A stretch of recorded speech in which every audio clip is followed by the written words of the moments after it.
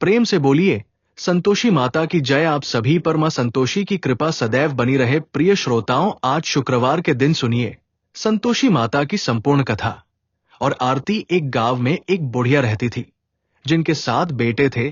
6 बेटे कमाने वाले थे, लेकिन एक बेटा निकम्मा था। 6 बेटे कमाने वाले थे और एक बेटा निकम्मा था। बुढ़िया मां 6 पुत्रों का झूठा 7वां पुत्र को दिया। वह पुत्र एक दिन अपनी पत्नी से बोला, देखो मेरी माता का मुझ पर कितना प्रेम है। वो बोली, क्यों नहीं, सबका झूठा बचा हुआ तुमको जो खिलाती है। तब वो बोला, जब तक आंखों से ना देखो मान नहीं सकता। पत्नी ने हंसकर कहा, देख लोगे तब तो मानोगे ना। फिर कुछ दिनों के बाद एक बड़ा त्योहार, घर में 7 के भोजन और चूरमा के लड्डू बने। वह की बात को जांचने के लिए सिर दर्द का बहाना बनाकर पतला कपड़ा ओढ़कर रसोई में जाकर सो गया और कपड़े में से सब देखता रहा। 6 भाई भोजन करने आए। उसने देखा मां ने उनके लिए सुंदर सुंदर आसन बिछाए, 7 तरह की रसोई परोसी और आग्रह कर करके उन्हें भोजन कराती रही। वह चुपचाप देखता रहा। 6 भाई भोजन करके उठ गए। तब मां ने उनकी 5 था लड्डुओं के टुकड़ों को उठाया और एक लड्डू बनाया। जूठन साफ करके मां ने उसे पुकारा, उठ बेटा उठ, तेरे भाइयों ने भोजन कर लिया, तू भी उठकर भोजन कर ले। तब उसने कहा, मां मुझे भोजन नहीं करना, मैं परदेश जा रहा हूं। माता ने कहा, कल जाना हो तो आज ही चला जा। वो बोला, हां आज ही जा रहा हूं। ऐसा कहकर वो घर से निकल गया। चलते समय उसे पत्नी की याद आई। वो गौशाला में कंडे थाप रही थी। तब वो वहां जाकर बोला, सुनो मेरे पास तो कुछ नहीं, यंग ले लो, मुझे भी दे दो। पत्नी बोली, मेरे पास क्या है, ये गोबर भरा हाथ। ऐसा कहकर उसकी पत्नी ने पीठ पर गोबर के हाथ की थाप मार दी। तब वो चल पड़ा। चलते चलते दूर देश में पहुंच गया। वहां एक साहूकार की दुकान थी। वहां जाकर बोला, सेठ जी मुझे साकार थी। साहूकार ने कहा, देख। उसने कहा, शेर जैसा आप ठीक समझे। अब उसे साहूकार के यहां नौकरी मिल गई। वहां दिन रात मेहनत से काम करने लगा।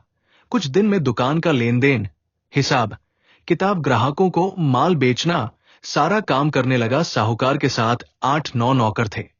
वे सब खाने लगे, लेकिन उसने अपनी लगन, परिश्रम और ईमानदारी से सभी को पीछे छोड़ दिया और उसे फिर अपने का फल भी मिला। सेठ ने भी उसका काम देखा और 3 महीनों में ही उसे मुनाफे में साझेदार बना लिया। परिश्रम करते करते 12 वर्षों में ही वो नगर का नामी सेठ बन गया और सेठ अपना सारा कारोबार उस पर छोड़कर बाहर चला। घर पर उसकी पत्नी पर क्या बीती वह सुनी। सास ससुर उसे अब दुख देने लगे। गृहस्थ का सारा काम करवा कर उसे लकड़ी लेने जंगल में भेजा करते। इस बीच घर की रोटियों के आटे से जो भूसी निकलती, उसकी रोटी बनाकर रख दी जाती और फूटे नारियल की नरेली में पानी दिया जाता। इस तरह उसके दिन बीतते रहे। एक दिन जब वो जंगल में लकर लेने जा रही थी, टैब रास्ताई में बहुत स्त्री संतोषी माता का व्रत करती दिखाई दी। वहां खड़ी होकर पूछने लगी, बहनों ये तुम किस देवी या देवता का व्रत कर रही हो और इसके करने से क्या फल मिलता है? इस व्रत के करने की क्या विधि है? यदि तुम अपने इस व्रत का विधान मुझे समझाकर कहोगी तो मैं तुम्हारा बड़ा एहसान मानूंगी। उनमें से एक स्त्री बोली, सुनो ये संतोषी माता का व्रत है। इसके करने से निर्धना और दरिद्रता का नाश होता है। एल आती है, मन की चिंताएं दूर होती है, मन को प्रसन्नता और शांति मिलती है। नी को पुत्र मिलता है। पति बाहर गया हो तो वो शीघ्र लौट आता है। कुंवारी कन्या को मनपसंद वर मिलता है। चलता मुकदमा खत्म हो जाता है। कलह क्लेश की स्थिति हो तो मोक्ष शांति होती है। घर में धन जमा हो, धन जायदाद का लाभ होता है। और भी जो कुछ भी मन में हो, जो कुछ भी कामना हो, सब संतोषी माता की कृपा से पूरी हो जाती है, इसमें संदेह नहीं। तब वो पूछने लगी, ये व्रत कैसे किया जाता है, ये भी बताओ तो बड़ी कृपा होगी।